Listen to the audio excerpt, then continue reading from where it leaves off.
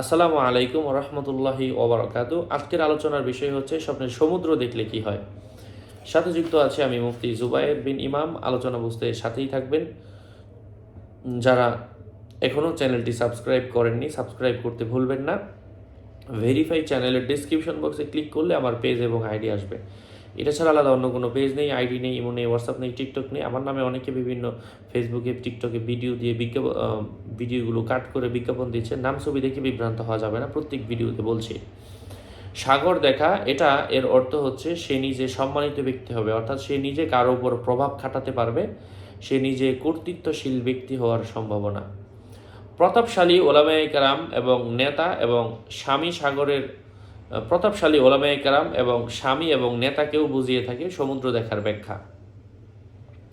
সাগরের মধ্যে মাছ ধরতে দেখা, অর্থাৎ ক্ষমতাশীল ব্যক্তি সাধারণ মানুষের উপর প্রভাব খাটাতে পারবে। স্বামী যদি দেখে স্ত্রীর উপর প্রভাব খাটাতে পারবে, নেতা যদি দেখে তার কর্মীদের উপর প্রভাব খাটাতে পারবে, আলেমগণ যদি দেখে সাধারণ মানুষের উপর তারা প্রভাব খাটাতে পারবে, মানুষগণ তাদেরকে সম্মান করবে।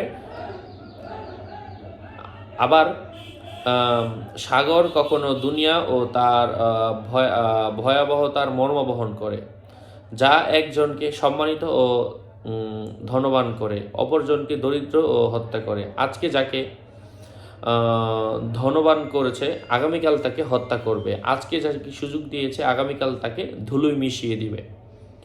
স্বপ্নে কোনো মানুষ যদি সাগরের নৌকা স্বপ্নে দেখে, সে নিজে কারো কাছ থেকে আশ্রয় পাবে এমন কিছু বুঝিয়ে থাকে। সাগরের জন্তু দেখা দুনিয়ার নেতা ও পরিচালক হওয়ার লক্ষণ। সাগর কখনো জাহান্নাম উদ্দেশ্য হয়ে থাকে।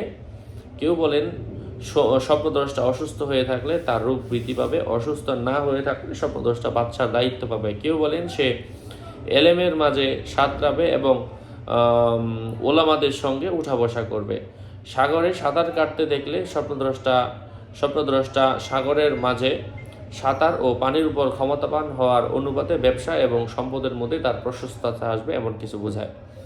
আশা করছি উপকৃত হয়েছেন। আরও আপডেট পেতে সাথেই থাকবেন। আসসালামু আলাইকুম রহমতুল্লাহি ওয়া বারাকাতুহু।